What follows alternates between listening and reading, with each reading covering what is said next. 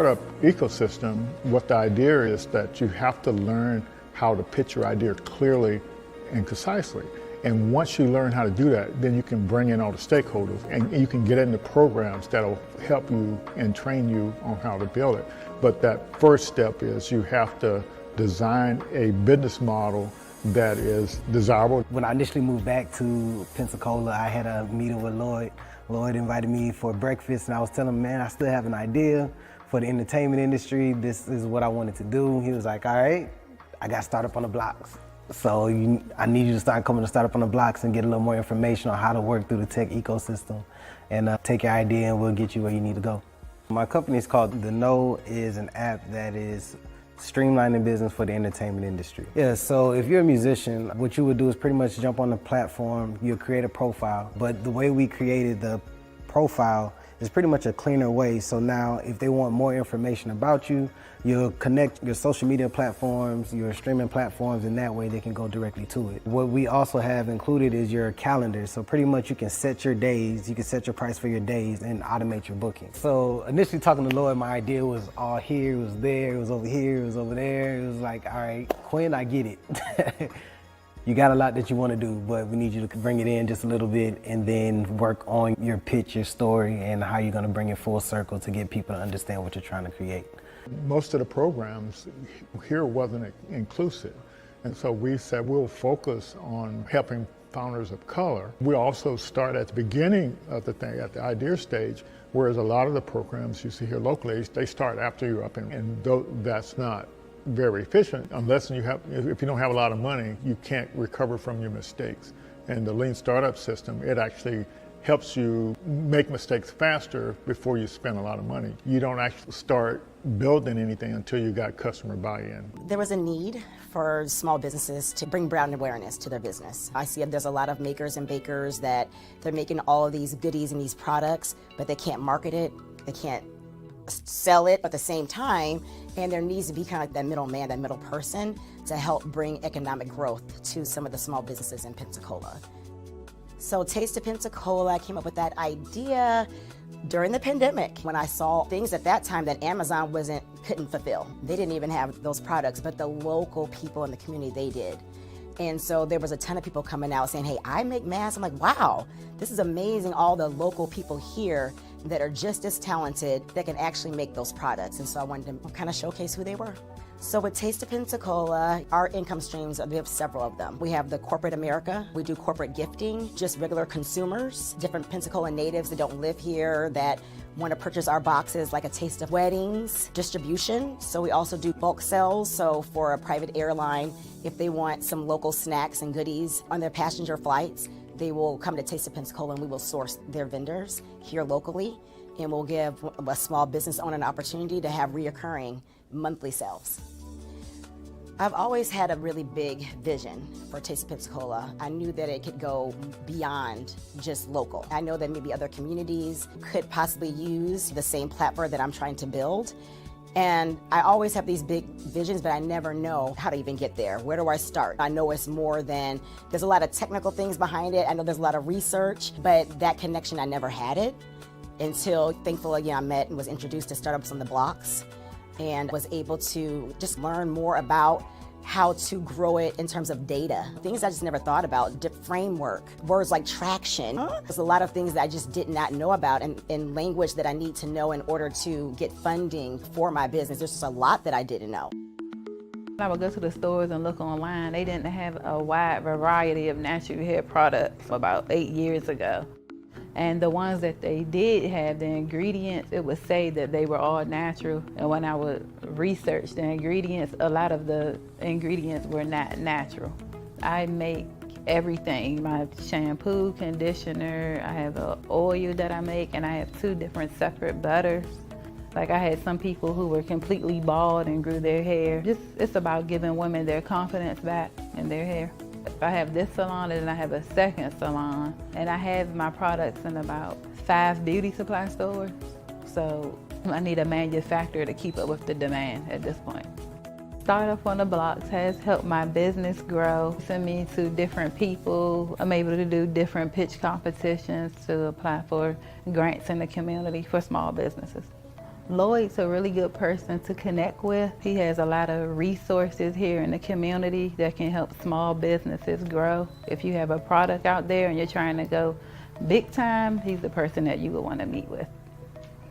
So it's really important to have some type of support because 9 times out of 10, most founders start out on their own. And to have somebody that has an idea of how the ecosystem works and is able to tap into other resources and bring back to the community, and that pretty much has encountered some of the roadblocks or going through the same roadblocks that we're currently going through and understands where you're at, your culture and how you respond to things, is a big help because you don't really have too many people that have access to what we have access to here in the community. And a lot of people believe that you have to leave and go to bigger cities to do the things that we're doing here. But I mean, it's one thing to have exposure, but you have to actually know it's here in the community in order to take advantage of the resources. So I get approached and I talk to friends all the time that wants to either start an idea or hear that I'm actually doing the app and wants to know more information about how are you doing it or what's the process, what's the path. I'm like, man, we have somebody here, Startup on the Blocks, Lloyd Richard. And Lloyd is here, he's a great resource to the community and to founders that's trying to learn the ecosystem. So join Startup on the Blocks. Hey, how are you? Really good, really good. How are you? Yeah, fantastic. Glad to have you here this week and month is rolling on by here. Yeah, absolutely. Great to be here. That intro video was something. It's great because you and I have just recently started speaking Yeah, and just getting an insight on kind of what you've done and some of the founders that you've helped already and kind of their testimony. That was really cool to see, as we're waiting in the background, that was cool. right. Yeah, it's definitely a neat video, and yeah, we definitely need to take some time and interview some more founders like that, and get them, uh, some more press like that as well. Yes. So yeah, excited about today, man, and the audience are gonna love your story, and so we're looking forward to diving deep on that. I guess first, I'll pull up your little thing page here. Let me see if I can find it. And I thought I already had it shared, but I don't see it. Let's try it again.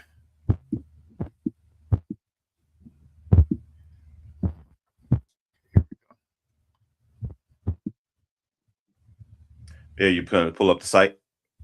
Well, no, I was just going to pull up the deal there, and I guess it was Oh, already up. I just had my view a little incorrect there.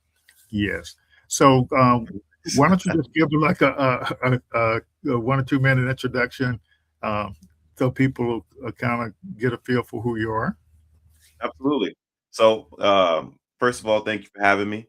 My name is Jermaine Anugwom. I'm the founder of Talon OS, which is a teleoperation system. But more so, I'm a multi-founder, right? And so, Yes. so this, Talon is just one of the other projects that we're currently launching.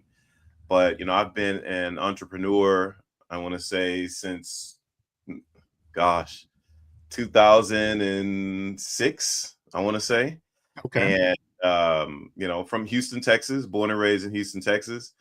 Okay. And I'm super excited to I don't really like talking about myself a lot. I know some founders like to say that, but today is going to be different, right? So I'm what I'm here for is I'm excited to kind of just share my story a little bit, found out more about your community, Lloyd, and I've Yes. done much research on you as well. Yes. But yeah, just kind of tell it how it is a little bit and kind of introduce myself to to a new community. Yes. Oh, fantastic. Yeah, and we're looking to learn more about you. I had the AI take a look at your LinkedIn profile and see could it tell your story. Well, let's see what it came up with. Yeah, let's take a look at it.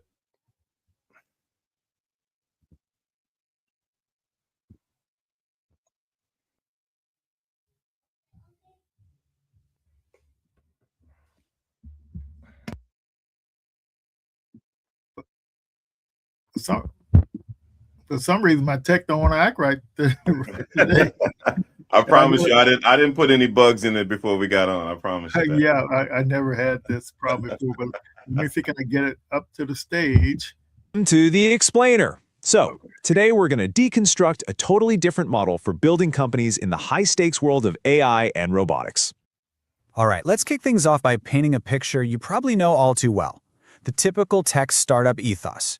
This kind of myth that there's only one way to build a successful company. You know the mantra, right? Move fast and break things. The idea is to just ship code, get that minimum viable product out the door, and don't you dare worry about the polish. And then, of course, comes the obsession. Scale those users. Get as many signups as you can, as fast as you possibly can. It's all about the numbers, the growth charts going up and to the right. We're talking about a world that's driven by growth hacks and these clever software abstractions that are, often totally disconnected from the messy real-world consequences. The focus is always on the digital, not the physical.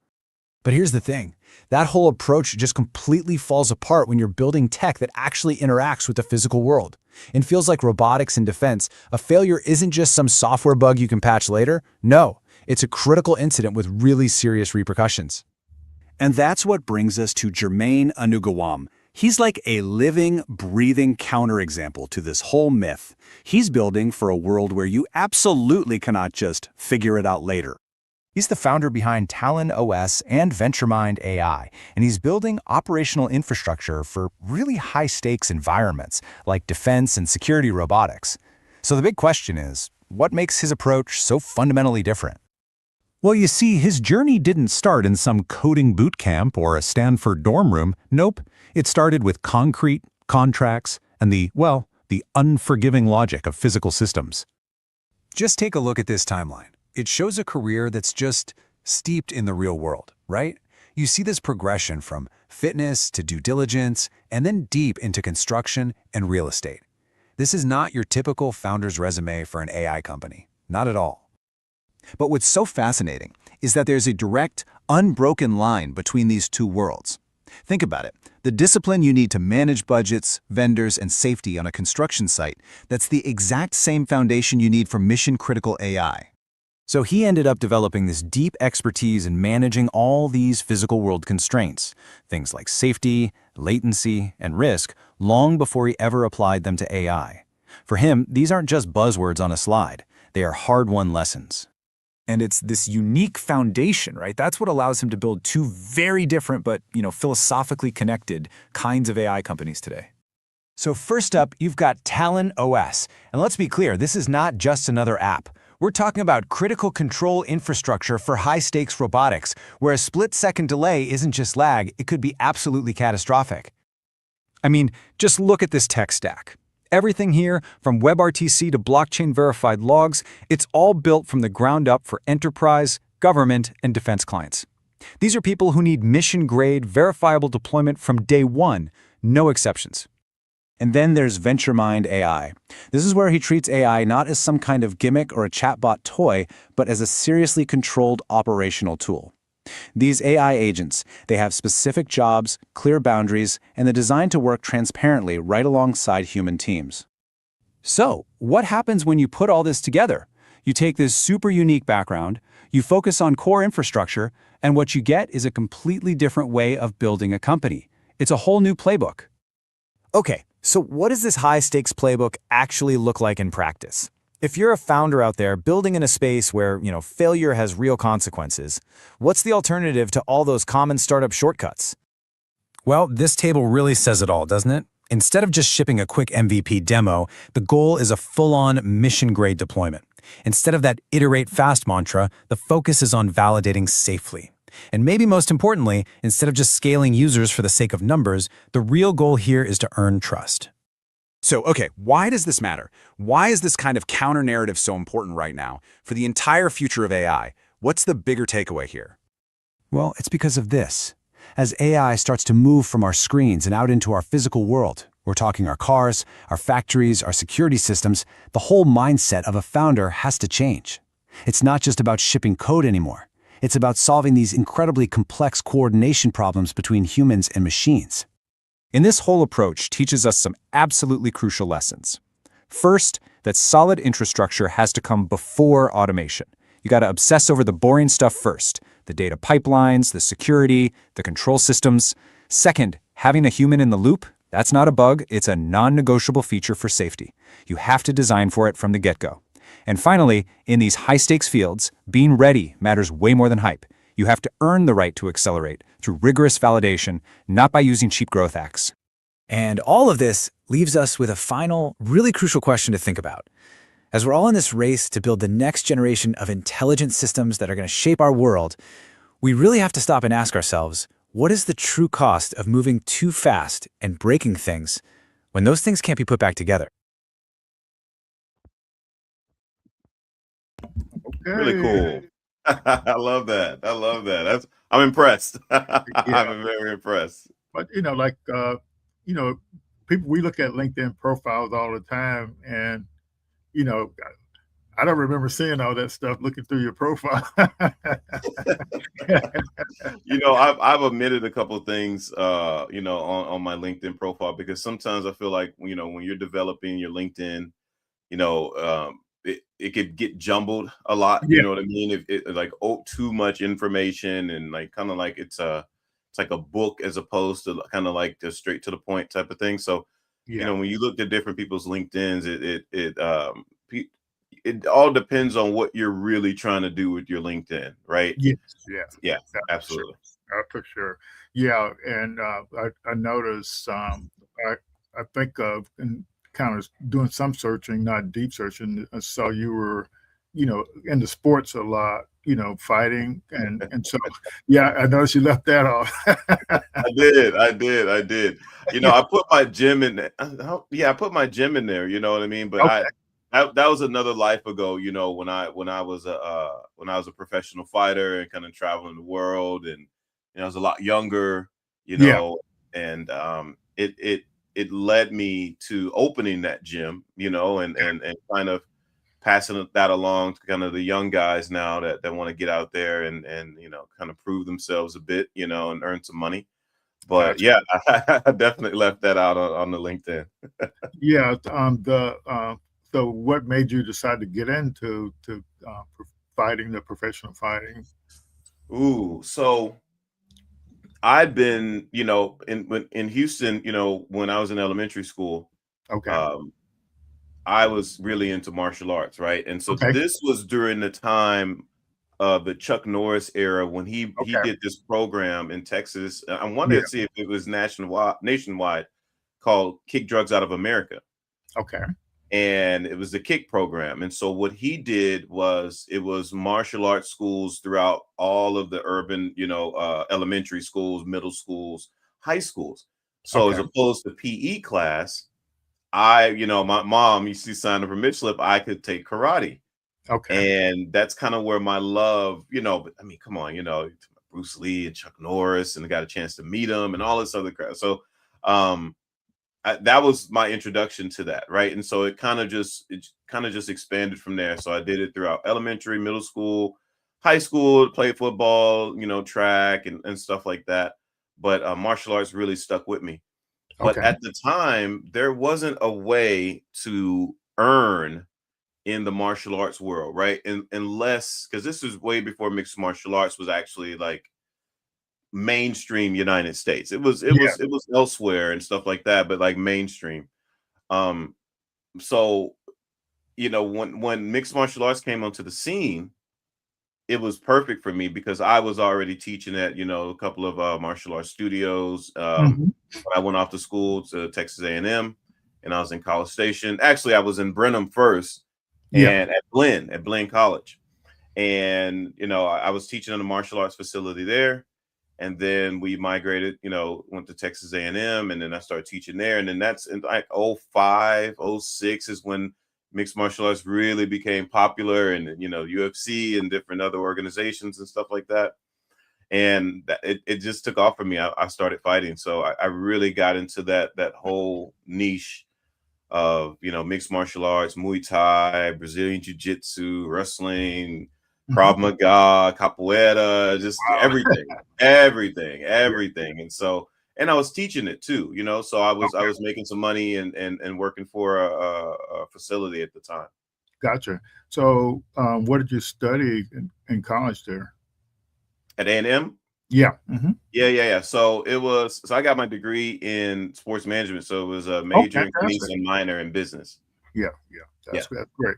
So Yeah. now, so what was the impact of all that sports from elementary on up? How did it affect the way you run your businesses now? Did it have any impact on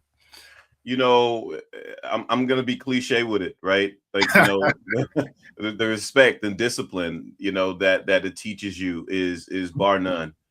it? Especially when we were in, especially in College Station, we were doing Krav Maga, which is in like an Israeli self-defense type of thing.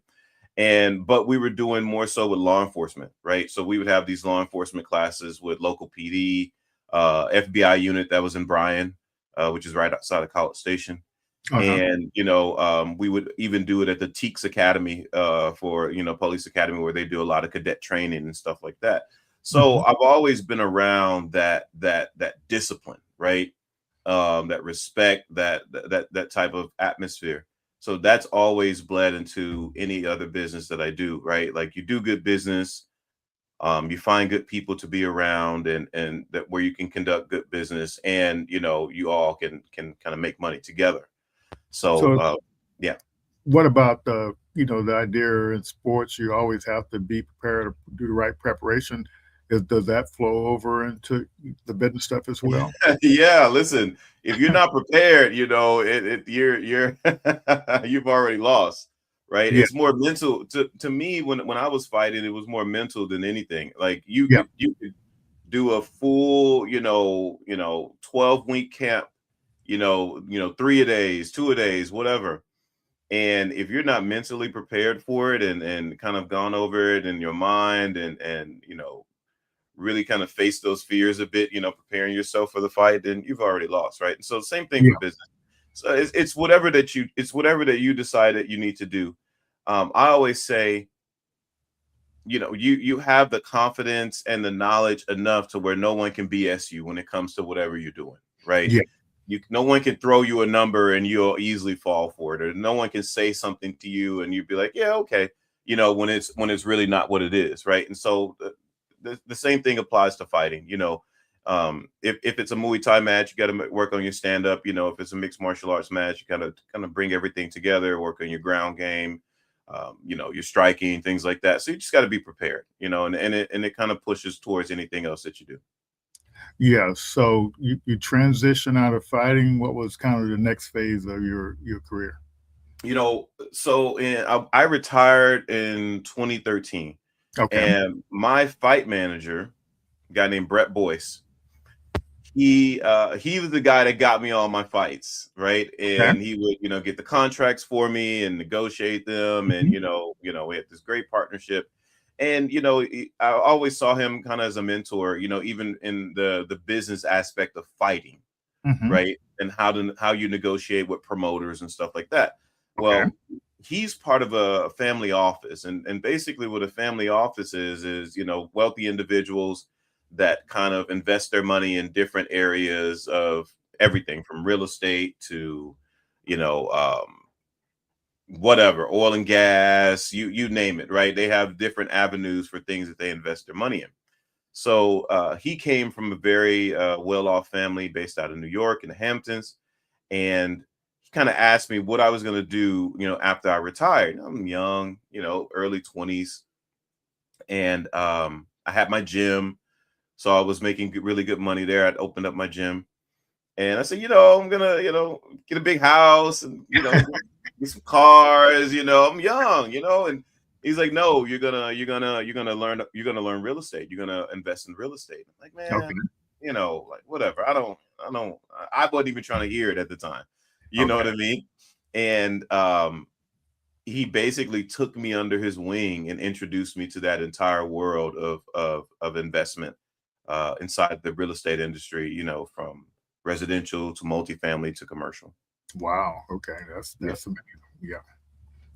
And what was the next step in your journey? I guess you're still in doing real estate stuff now as well, right?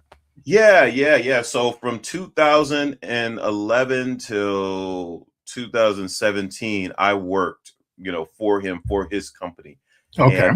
And during that time, even introduced me to the real estate side on how to evaluate a property, and checking out the rent rolls, and ROIs, and meeting Okay. with different banks, and bank inspectors, and Okay. Okay.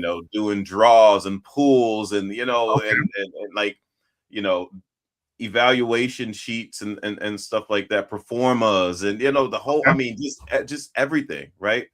And getting more, I like the construction side a lot more, right? Because Okay. you have to know all sides. I like the crews, I like the guys. They're funny, Yeah. they're raunchy, they joke all the time, and it really prepares you for outside of just investment, like people relating, and procurement, and talking to the vendors, and them getting to know you. You can always go to them for if you need a deal or something, right there, for Hmm. material.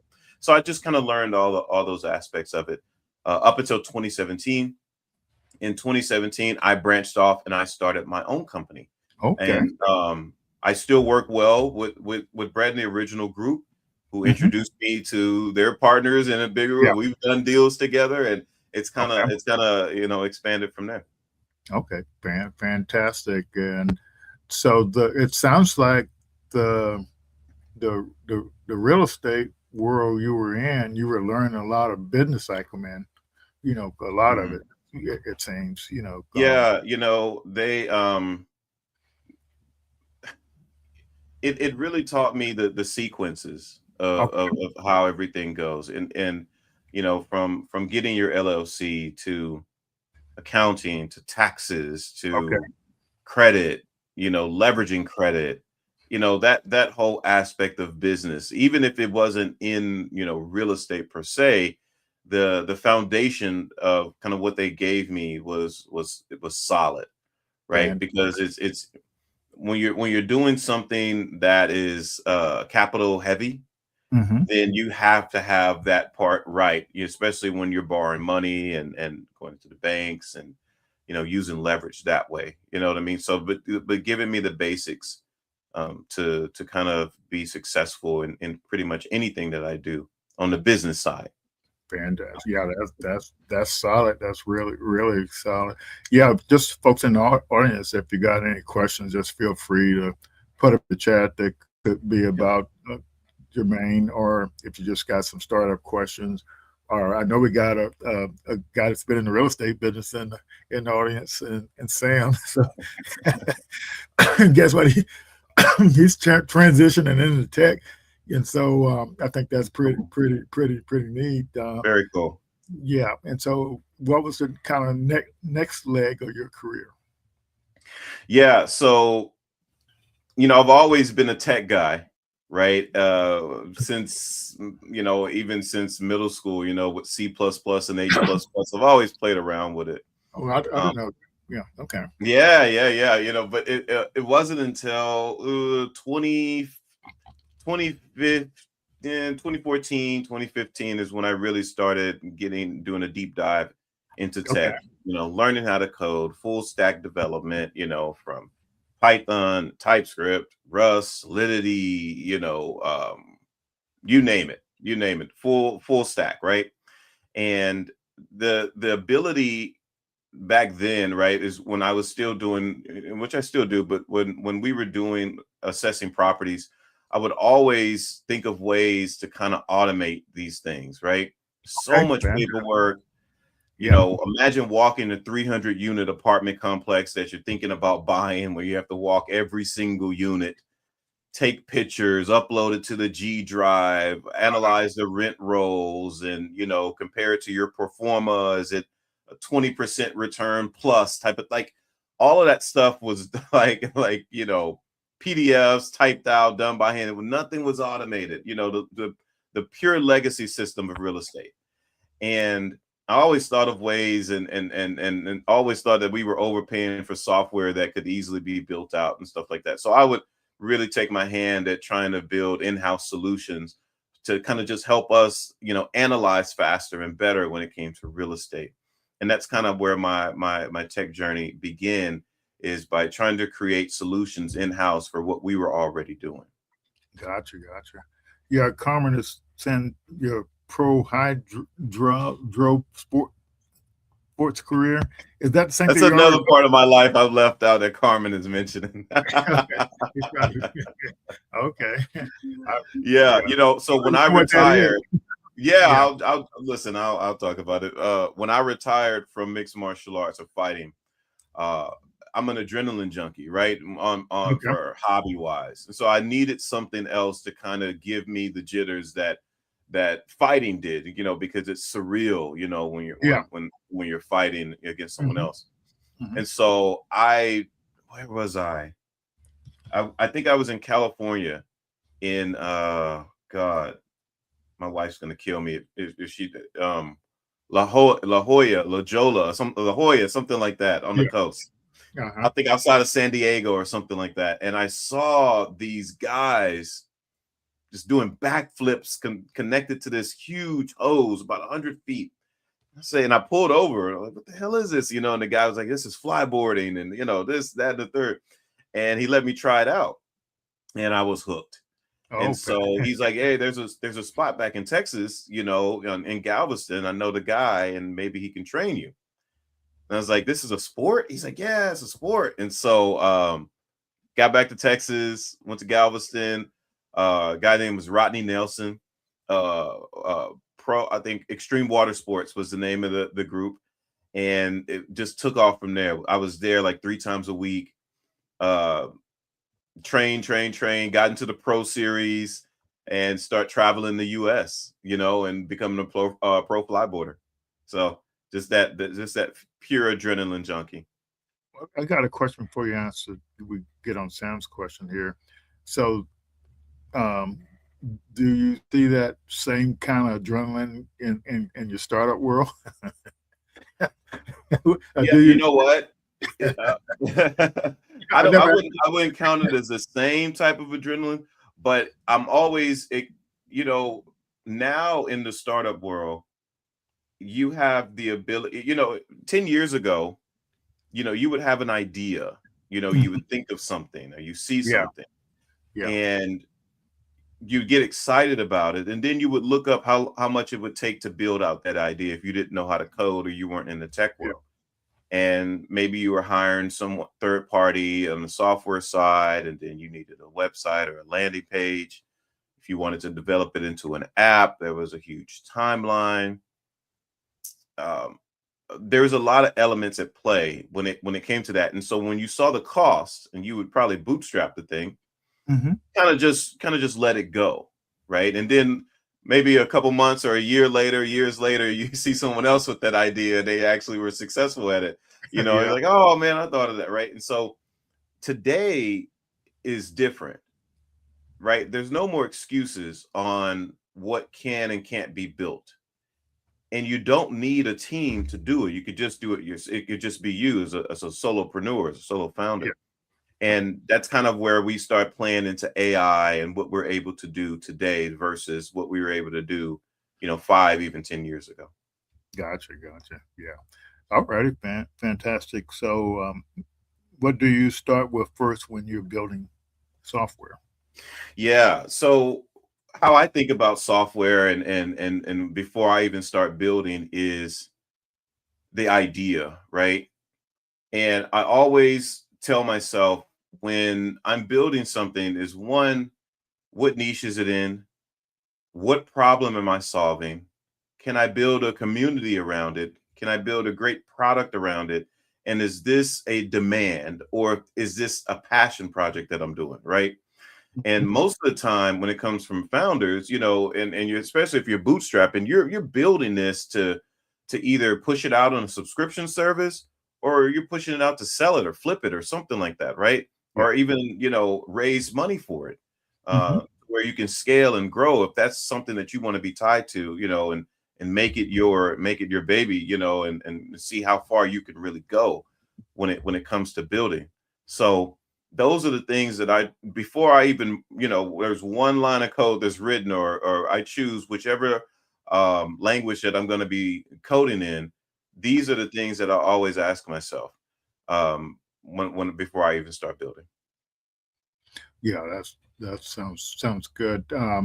So I, I think with all the tools out there now, do you just Yeah. experiment with some of the tools just to see what's possible? Yeah, not really. No, because it's kind of like this. Uh-huh. There's certain stacks that I'll play around with, right? And a lot Okay. of people like Python and like TypeScript and stuff like that. But to me, it depends on what you're trying to do. That's okay. I'm Yeah. more so on the database, the hosting, and the speed of what you're actually pushing out, right? Because when I push out apps and products and stuff like that, I want Mhm. them butter smooth. I want them, big studio field, Okay. right? Non choppy, very the UX, the UI has to be perfect. The UX and the flow of what the user actually sees Mhm. is professional, and it makes sense, and it's not jumbled and things like that. So vibe coding and kind of adding all of these elements together, prompt engineering, things like that is making this just a lot easier, a lot faster. I can push out an app in 2 days, right? Like a Mhm. fine-tuned one. If you really Yeah. wanted to throw something together, I'm sure you could do it in a couple hours now, but to really fine-tune it, to bring it to that professional level, probably a couple of days, as Yeah. opposed to a couple months of what it used to take. Yeah. So I guess what I was thinking about in the side with AI around here is people have trouble understanding what AI can do or can't do. And so Yeah. that's kind of was the basis of my question. Do you kind of leverage any of those tools to kind of Oh, figure 100%. yeah, what AI is capable of doing? But back to that adrenaline thing, before the reason why I asked you that was because when you were demonstrating your your VentureMind software, I could Yeah. see you're in your element. Which one? Which one? Yeah, when I could tell, that it seemed like you kind of like was in your flow or whatever you want to call it. You know, Yeah, yeah. Because you must be talking about the agent that we were listening to. oh yeah, when you were showing all the capabilities and Yeah, stuff. yeah, yeah. Um, I enjoy it. It's fun, right? Yeah, Like, uh, because now you're really testing the capabilities of what is really out there, and what you can build and what you can automate. We were just yeah. really just having fun, kind of just messing Oh yeah, around. yeah, But yeah, yeah. No, I get excited about that stuff. I really do. yeah. Tony's got a question here. So, do you use a phased approach to developing software? And if so, please describe your methods. Yeah, yeah. So with a phase approach, and this is something that's super important. A lot of times when people are building vibe coding, whatever you're doing, right? Mhm. Um, you basically start off with a prompt, and I kind of think that's mm, you have to tell the AI what you want, right? The LLM or what you want, but let's back up for a second. So you have your idea of what you want to build, and you have, you've done your due diligence. It has demand, and this is the niche that we're going to be in. This is the product I'm going to build, whether it's a web-based app or it's just a regular app. And now, how I approach it is I determine which large language model that I'm actually going to be using, right? As I was showing you, Lloyd, just yesterday or the day before, I'll go to Hugging Face, Mhm. and I don't use GPT or anything like that, just because it has too many backend parameters of what can and can't be done, right? And so I'll choose a large language model based on what I'm actually trying to do. Is it text to text and text to video, video to text to speech, speech to text? What are you building? Like, what are you actually building? Or if you're building some infrastructure, are you building automated agents? Are you building a LoRa system, a RAG system? Like what are you really jumping into, right? So picking those tools is that first phase of kind of how you're going to orchestrate things. The second thing is what do you, if you're using that large language model, right? How are you actually going to be doing the building process? Are you using Claude? Are you using Claude Bot, which is now Moltbot? Are you using Eleven's Labs? Are you using Codex from GPT? Like, who's actually going to be, writing the actual code? From there, you also have to determine if you're going to be implementing agents as architect and orchestration when it comes to what you're building. Let me explain.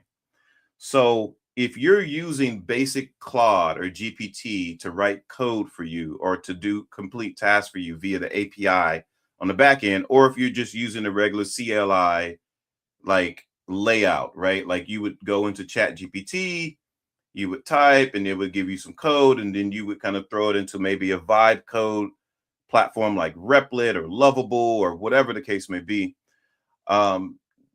That's one way to do it. The better way to do it is to pick an LLM that you're actually going to be using and then generate agents to actually perform multiple tasks for coding for you. So kind of how that goes is we call it like a 5-layer, 6-layer, 8-layer AI system where you can go inside Claude and you can create something called an architect. And an architect is the overall like hierarchy of the AI agents, right? Every agent reports to the architect. Under the architect, you have orchestrators, right? These orchestrators can be task specific. This orchestrator is for SEO. This orchestrator is for security and audits. This orchestrator is for UI. This orchestrator is for UX. This orchestrator is for debugging. This orchestrator is for endpoints, routes, servers, right? And so you have all of these agents. So now that it's ready, now you can prompt, right? And how you prompt is extremely important because there's over 200-300 ways to prompt. You have vanilla style prompting and direct shot and role-based prompting. So how you're prompting the large language model, once you set up this kind of hierarchy, is going to make it so much easier for you to build that app or that web-based product than it is to just prompt Claude or whatever large language model that you're using, so it can build code, prompt by prompt, step by step, if that makes sense. Hopefully that makes sense. Yes, and Sam is asking, you sort of got into it a little bit there, your vibe coding tech stack. Yeah. So I don't vibe code anymore. So let me tell you I'm gonna tell you the stack, and then I'll tell you a better way. So when I got into vibe coding, I like Replit, which is Replit. Replit. To me, they're the and they compete with Lovable and a lot of other ones, right?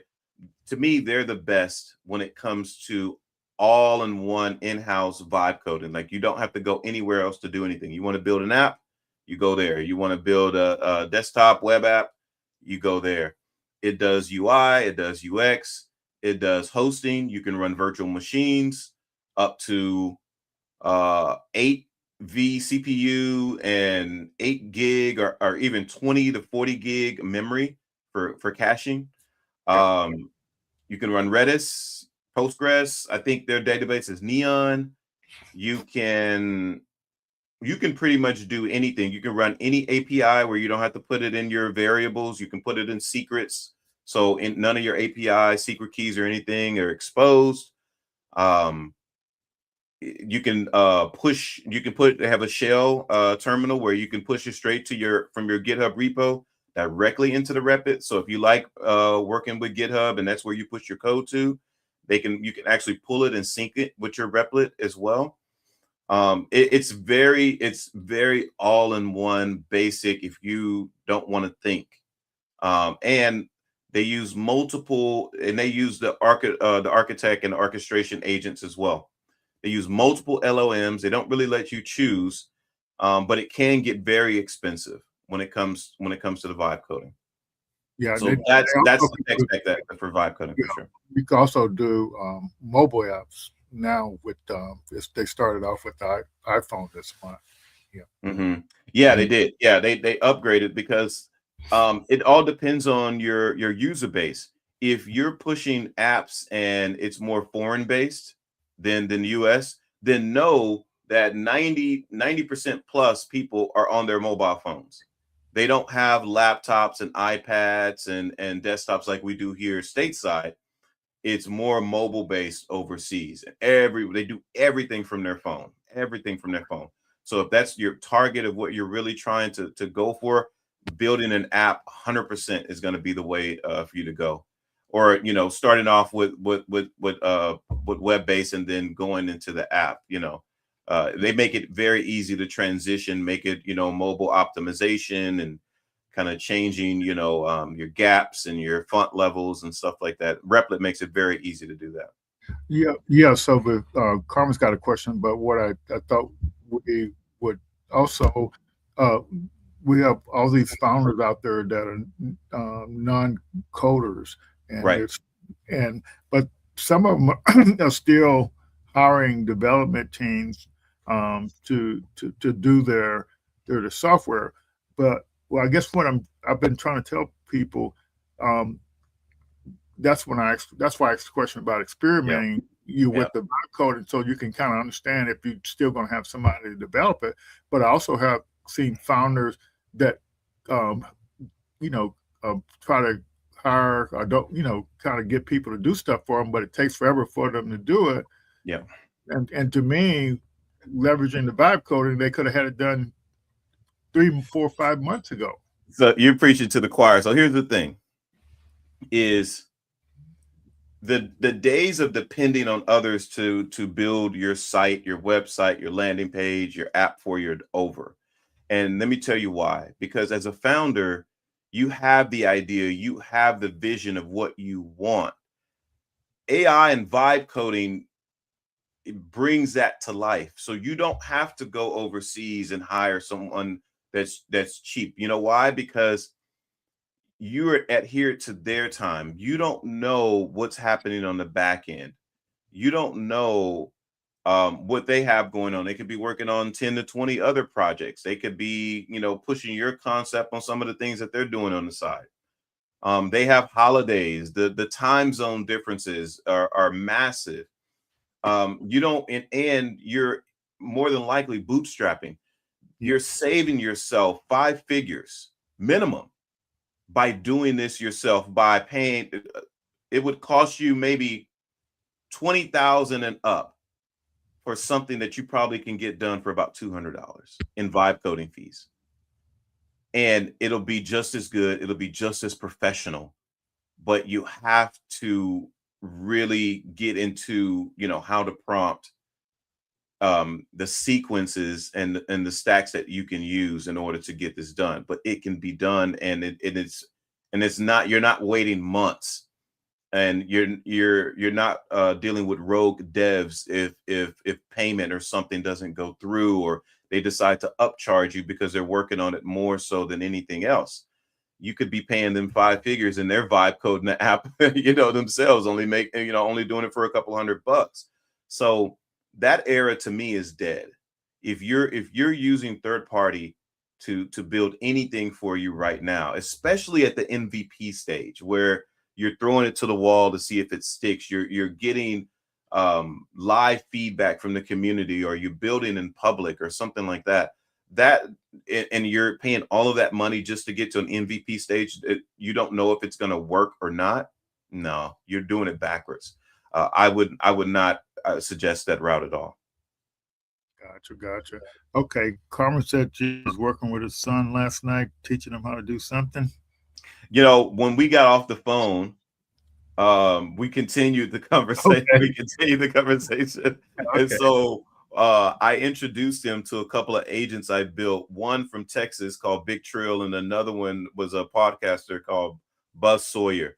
And he was telling Carmen's son, asking him about basketball. What does he like about sports? And then Carmen was in the background giving his son a hard time, and the agent told Carmen to shut up, and he'd knock his teeth out if he said it. Like, it was.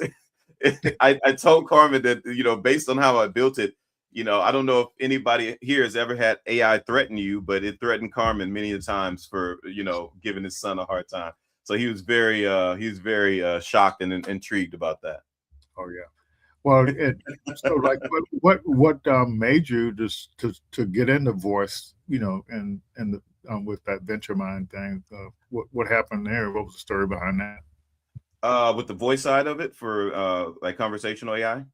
Yeah, yeah. Because Yeah. what so like well tell us because um, VentureMind, Hmm. that's the correct name, right? Yeah. I'll explain VentureMind a little bit and Okay. kind of what we did with Yeah. conversational stuff. So in 2000, I started working on VentureMind in 2022. Okay. Um, when I started learning how to code and started getting into AI, I had a mentor. His name was Mishba Saeed. He actually owns a company called Menlo Park Labs. Okay. One of the, to me, one of the best teachers out there in AI right now. He has a free channel on YouTube. It's Menlo Park Labs, Menlo Park Labs. It's all free. There's no courses. There's no paid courses, nothing like that. All free. Go check it out. Go check out all his videos, and you'll see he's been posting since GPT 2.5 came out, right? Okay. Before the masses hit, right? And so um we connected, and he's kind of taught me a lot of what I know as far as AI. But Okay. anyways, started working on VentureMind in 2022. It started off as a Web 2 SaaS, and I applied to the YC Combinator, didn't get in, right? And I was laughing with Lloyd about this because I didn't have any traction, right? I had when I launched it, I think I had like 25 paying customers, and I was super happy about that. And I was like, shit, that's traction to me. You know what I mean? Like, so let's expand on that a little bit. But see, they want to know what your growth rate is. How is that growing from week to week? And so Right. that's what. And so if you can't show that, that's the problem, because it's No, all about absolutely. those repeatable sales. Yeah, absolutely. And so, having that traction and I was very excited about it. But that's kind of, and looking back, it's definitely one of those things with YC Combinator. But I wanted to answer this one question with Tony real quick, and then I'll jump back to my thing. Okay. He says vibe coding is cool, but a developer is a must if you're building enterprise systems. I don't agree at all. When you're building enterprise systems, I wouldn't vibe coding is good for the MVP level. That I can agree on. But when you're building enterprise, I don't think people understand what is truly, truly, truly out there. When people are vibe coding and they're building their MVP and they're kind of getting used to what an endpoint is and what a route is and what an API is and what a server is and what a schema is and how to lay things out and how to audit your front end and audit your back end and do a smoke screen test and really implement the sequences of how a major company or product management puts out product. What's the QA, right? All of this can be built into multiple orchestration agents that can do it better, do it the same, if not even better than humans. Now, if we're taking it to the enterprise level, you have to migrate all of that off of the vibe coding app. And it has to be now on systems that more so that you can control, right? Like your railway and so on and so forth, to where you can host it, you got your VPS and you can host it and things like that. And so I agree in the sense that you can't bring enterprise level development on a vibe coding platform, but migrating it off now that you're more familiar with it, I still don't think you need these full out developers for it. And that's just my opinion on it. So I can comment on that as well. So the company Factory .ai, their first market was enterprise. So they got traction in enterprise, got a bunch of funding, and the funding they used the funding to expand to the non-enterprise market, and believe it or not, they use the same what you described, that orchestration and all that stuff. That's exactly what they do, and that, if I'm building something for enterprise, I tend to go there first. But I also would do the same thing in Replit, just to see how well they do. But the bottom line is, Factory AI, it's just for developing your code, not for deploying it. But it knows the hell out of what it's doing. I can tell you that, because I'll put it to you like this: a lot of people don't extract everything out of what agents can do, because they don't think in the sequences of how a human team would do it, right? Like, I know, and maybe a lot of people can research this before you even start building. What are the positions inside of these upper echelon software companies? QA testers, product managers, front-end developer, back-end developer, database, and so on and so forth. What do they do? What do these guys actually do? What are the sequences that they follow before they put anything out to the public, right? How does it get past phase 1 to phase 2 when you're working at these high level areas, right? For anyone that wants to go out there and build something and has an idea, then if you're thinking about it in that sense, you would literally have to go and work at a company and figure out what those sequences are. You don't, because we've done something this entire time for AI to kind of beat us at anything else that we do, and that's data. These data sets that we have to mimic the highest level of output for product when it comes to software is bar none. It's so insane that most people just aren't implementing it. You can push a Vibe Code app out into production. Did you run an audit? What's an audit? Did you do a QA test of it? Did you do a smoke screen? What's a smoke screen? To me, how I build is I study sequences of what the top level guys are doing, all the way up to cybersecurity, right? What are the standards? What's the standard that of security that it has to pass in order to put out a product? You know what I mean? They have drawers for every one of those things you mentioned. Every single one of them. If you're pushing something out for the military, they have standards. If you're pushing something out for certain other niches, they have standards. They, that it has to pass, right? I can data scrape any cybersecurity company and learn all of their orchestrations in a couple of hours. I can use Bright Data to do that. That's pretty much easy. You can go to Kaggle. You can go to Kaggle. They have free data sets. I see someone talk about sports simulation. You can go to Kaggle and pull up data sets from sports books from the 1970s all the way until today, if you're trying to train some models. It's all about sequence. Now, if you're just prompting and just pushing something out and expecting it to go to that and scaling from there, you're going to have a hard day. But if you're following sequences like everyone else does, it's not a magic pill. They're not doing anything special. The data sets are already there. Yeah, so that's goes back to that same question I was asking before, and I was trying to get people to see, if you don't know what's possible, that's why you use these tools to go experiment to see what's possible. And so one of the tools I tell people to go use, adaptive AI, even if you don't give it any specification or product requirements document, just do a prompting just to see if it's possible, what it builds, to see if it's actually even possible. Because most people, you're not going to have an idea to build something if you don't know it's possible, or you might dismiss it because you don't think it's possible. But you can easily, in 5 minutes, go do something with the vibe coding tools, determine if it's possible or not. Correct. Yeah. And it's not a waste, right? It's really for really good testing. But jumping back into the conversational stuff, right? Yeah.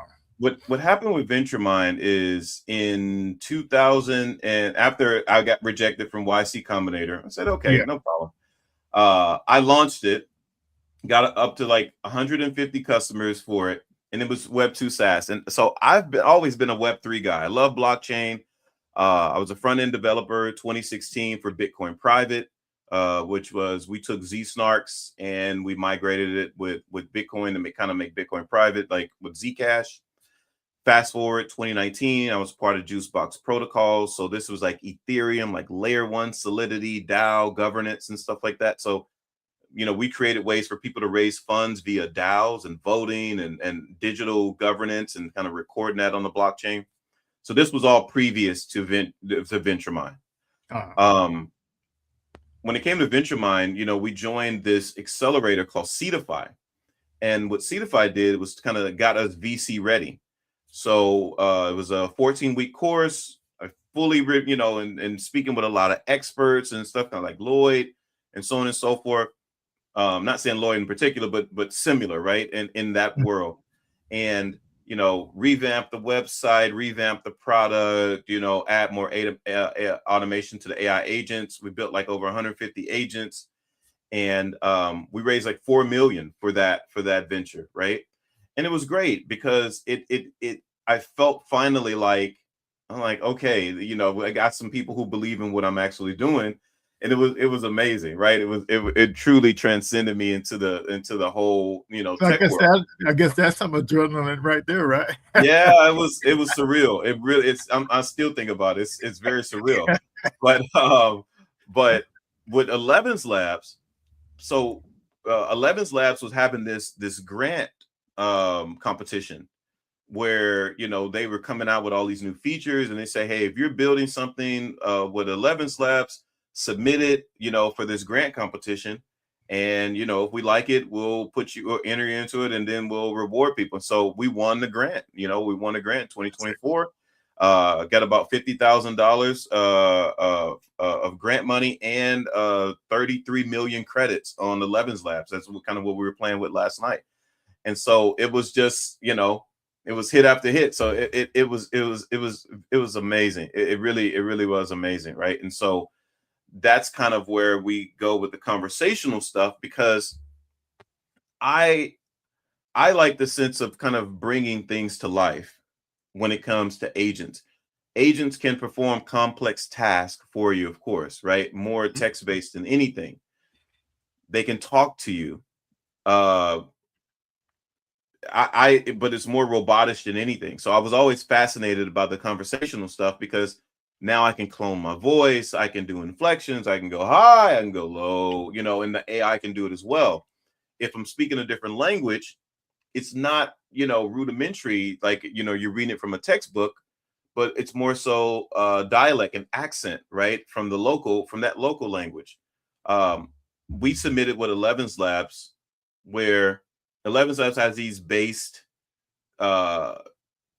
languages like Portuguese, Spanish, German, Mandarin, whatever, but they didn't have a lot of African languages or languages, just these not widely spoken languages, right?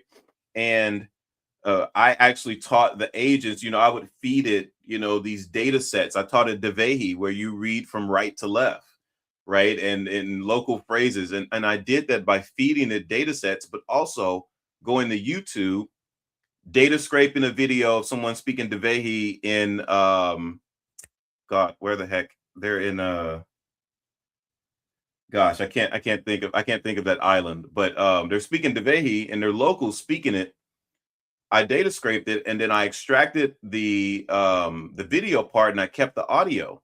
And then I uploaded the audio to the agent so that it could process it. And so the agents have a rack system, which is more so a brain for the agent, and it ingested it, and it used X amount of tokens to kind of read chunks of the audio. And then now when you spoke to the agent, it spoke like authentic Devehi, to where I have friends that speak Devehi and they're like, wow, right? As opposed to like feeding it just pure data sets.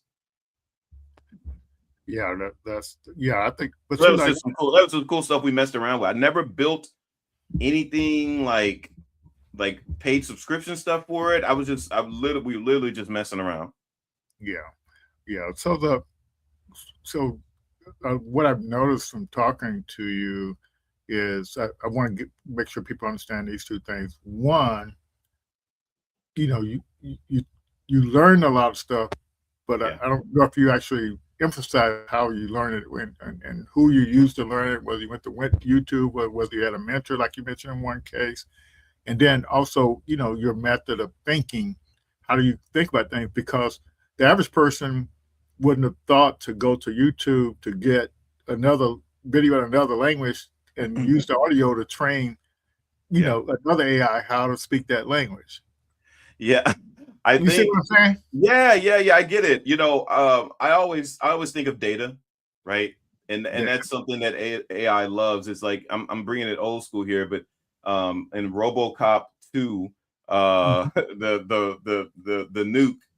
nuke, where you know it fed off of nuke. That's all it worked off of, right? I don't know if you guys are if I'm dating myself here, but I it love fed off Robo. of nuke, right? Nuke is like, and to me, I feel like it's like data sets when it Yeah. comes to AI. That's how it learns. And once you feed it enough data, then all you're doing is just fine tuning.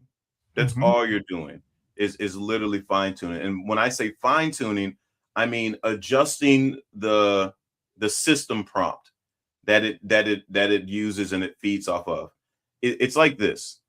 If you're using Chat GPT, there are certain things that GPT will not talk about no matter what. You can try to trick it, you can try to do whatever you want, but it won't talk about it. The reason being is that GPT has a system prompt, right? It has these back-end parameters. They're like little parentheses inside the code. It will not deviate from it no matter what you do, right? You would literally have to use source code or access to source code from OpenAI to change it. You can never change it. It's proprietary, right? That's why we like working with large language models that don't have any back-end parameters. But you have to be careful. It will say certain things. It can be manipulative. It could be racist. It could be so many things, because now it's like taking the chains off and, you know, letting a wild dog loose and he's just looking left and right. And so, but it's better to build on top of that, because you can pretty much build whatever you want without any pushback, especially if you're running it locally on your computer, right? Mhm. And so yeah. Yeah. And so where do you go to learn stuff that you're not familiar with yet? You know, what's your approach for learning stuff you're not familiar with yet? Like So huggingface.co, that's where all the nerds hang out. okay. They even have their own spaces inside of there, but that's where I go, because that's where everyone is talking about what language model they're using. They're putting up preview videos, they're putting up tips. You can test it out for yourself, and so that's kind of where I go when I Okay. want to learn more Got about different models and everything that's coming out. And you told me that you did you go to a boot camp to learn how to code, or you know? Mm-mm. No, it literally, I went into hermit mode where I literally was on Mishba's, videos and pages and everything like that, and just kind of, us having one-on-ones and stuff like that. So I wouldn't call it a boot camp, but we did a lot of one-on-one stuff, and he was teaching me tips and tricks of which language models to use, how to prompt. And that was the biggest thing, is prompt engineering for me. Mhm. He taught me so many different ways to prompt. Like for example, role-based prompting. Mhm. If even you could do this with GPT, where before you ask it a question, you give it a role, right? Before you say anything about what you want to do, you give it a role. And for example, say, hey, you're an engineer and you went to MIT. You've been in this certain industry for over 20 years. You are the top, you're the cream of the crop in this industry. You went to this school, this is your knowledge base, and you're an expert at this. I'm going to ask you a couple of questions. I want you to get into this role. Are you ready? And then the language model responds, yes, I am ready. And so what you did before you even asked it anything is you gave it an identity. So now it will hallucinate less, right? And it will kind of stay on task. To me, open like LLMs are like this here. It's like this book, right? And this book has a lot of pages. You don't need all the pages. Like if you're trying to build a startup, you want some more information about, let's say, your sports simulation. You don't need to look at how to tie a shoe, but I'm sure GPT would tell you how to tie a shoe if you asked it, right? Mm-hmm. It has so much data inside of it that you need it to focus. And so that's where the prompt engineering comes into part, because you have to give it a role. We can even talk about LoRa systems, because LoRa systems is the same as this as well. A LoRa system is like fine tuning. It's like you have all these pages, but you only need certain pages of the book. So a LoRa system is like a sticky note. So you open up, oh, I need this one. You put a sticky note there. You go to the next page. Oh, you put a sticky note there. And so the sticky notes stick out. And so that's all the large language model will do. It won't do anything else except the pages that you put the sticky notes on, because the data, it's like a big phone book. The data sets are just too huge, right?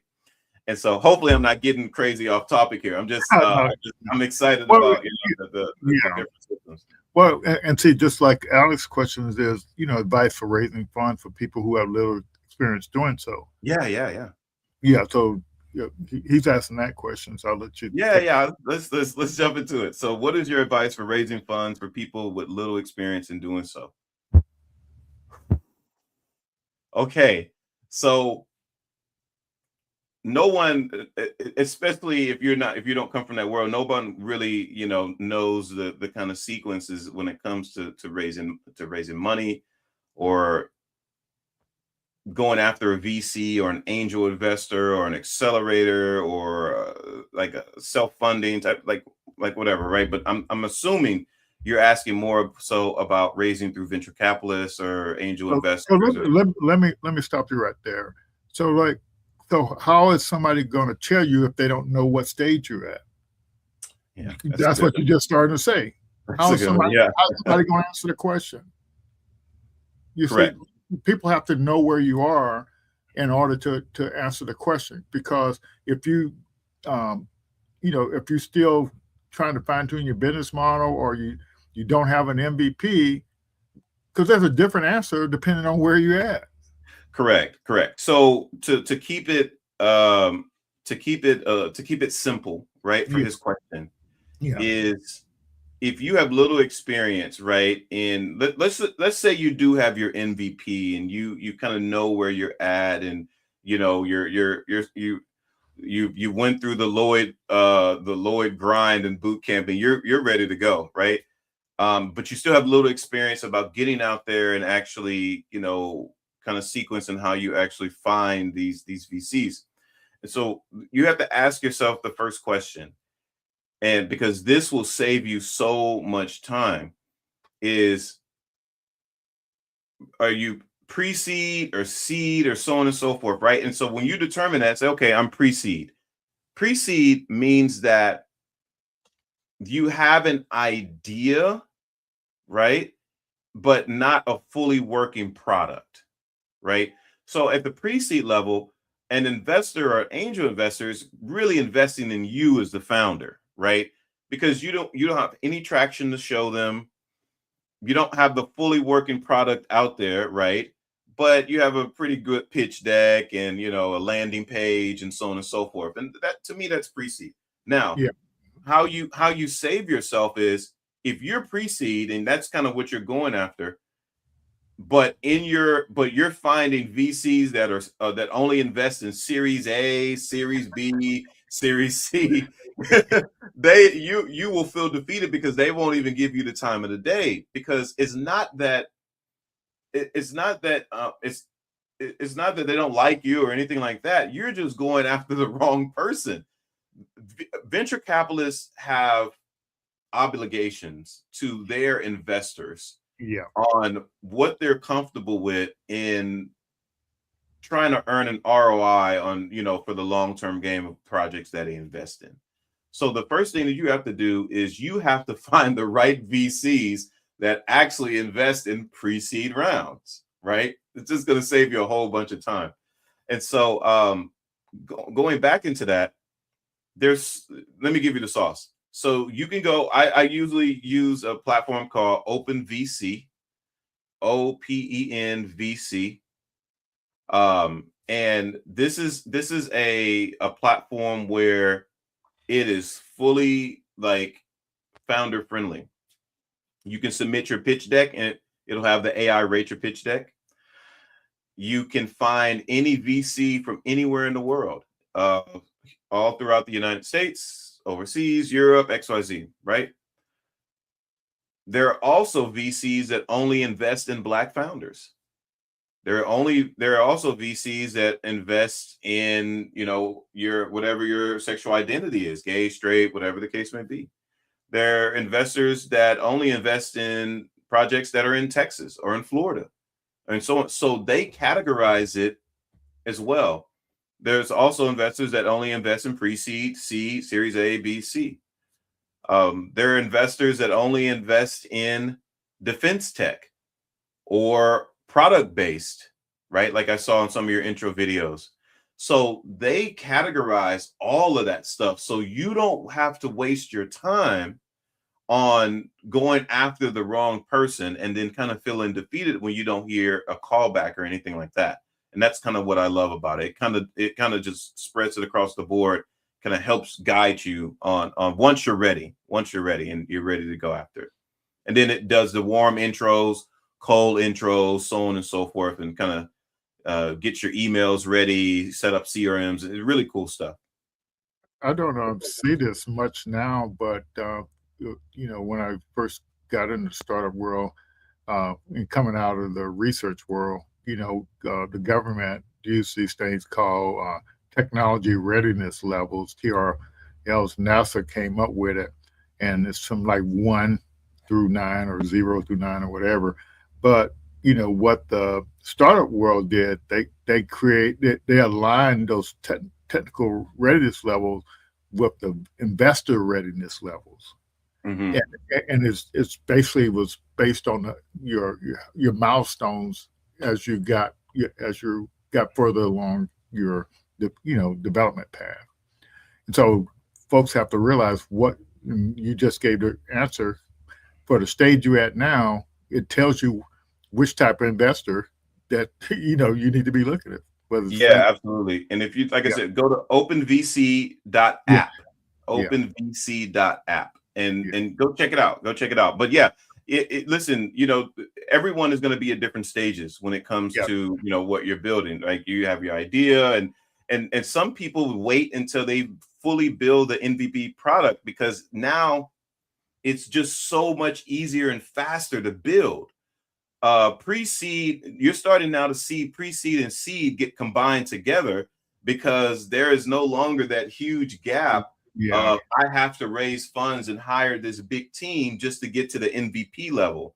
You don't see that anymore. You can go directly to the MVP level just from AI and vibe coding and kind of sequencing it that way, right? So you're really starting to see pre-seed and seed get combined together when you're raising funds. Yeah, I think, I guess we need to wrap it up, but the bottom line is, so like they got all these tools out there, why not experiment with them? Why not spend $20 for 1 month to experiment with these tools to see what they can and can't do? So like I was messing around with Factory AI. I didn't know what the hell I was doing, but I didn't care because I know I could ask the question, I got this, what do I need to do next? And it tells me what I need to do next. And then it goes and do it, so it's just not, don't be so afraid, just experiment. Absolutely. It's not a bad thing, right? Like, listen, there's always been a barrier to entry when it came to tech. It has. There's always been a barrier to entry from, oh man, I don't know how to code. Man, I don't know how to design a website, and then you have Wix and all these other companies that came out. What I'm telling you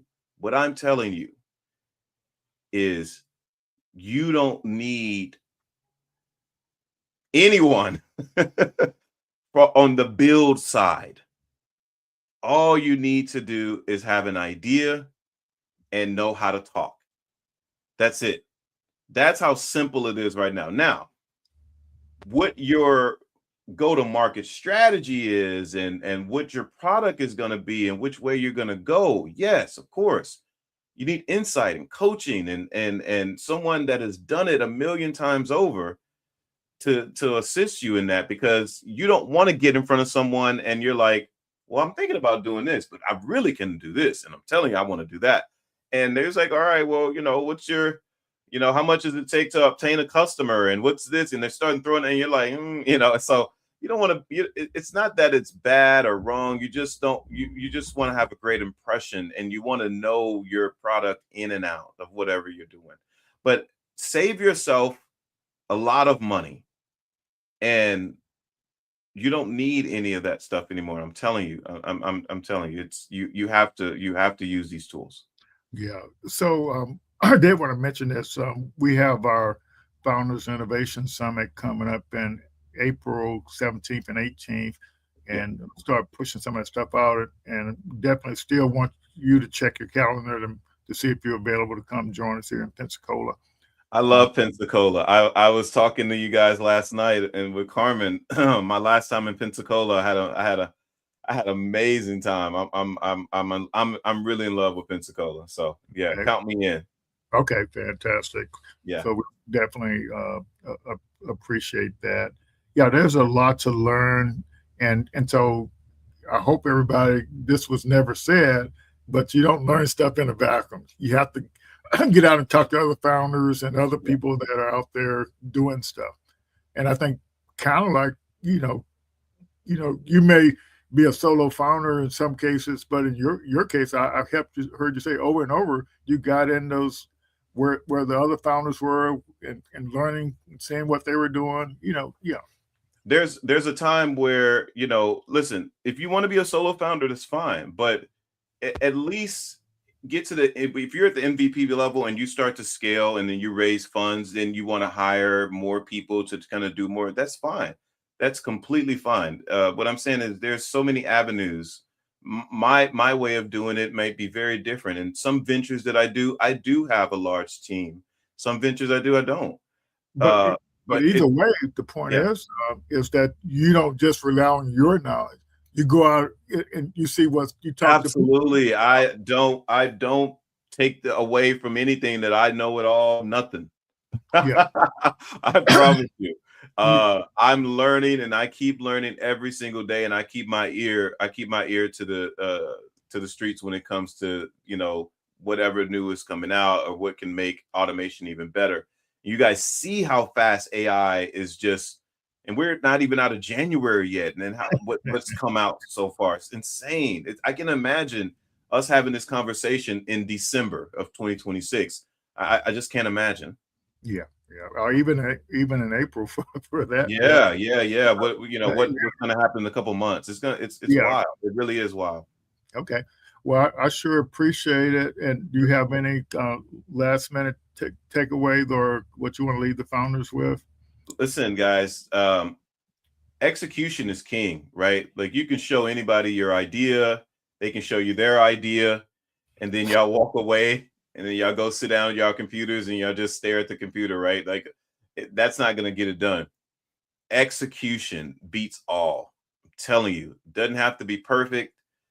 Just execute, right? And throw it out there and see if it sticks. And and I've always loved that model where people will say you have to focus only on one thing. And I think that's an old way of thinking. I believe that you can focus on multiple things now, because now that you have AI at your fingertips, you can throw 20 things on the wall. Yeah, you got to have a system. Absolutely. And you can expand your team with AI agents and yeah. Listen, I can throw 20 things on the wall, and maybe out of those 27 stick. Well, those seven stickers is really good for me. You know what I mean? I really benefiting from that. But thank you for having me. Thank you for being here. I really truly appreciate it. And I truly appreciate Carmen introducing us and you Yes, having I do too. your show and talking to your community. Yes, so thanks a million. All right, well, we'll see you everybody next week. Yeah, just stay tuned and join our Founder Insight program. Just apply.kakuainstitute.org. You can just Google my name, and it's got the phone number, email, everything. So but the bottom line is, don't be out there, by yourself. Connect with other founders. Learn the best practices for building a startup, and that's what we're here for. See you all next week. Take care. Yeah.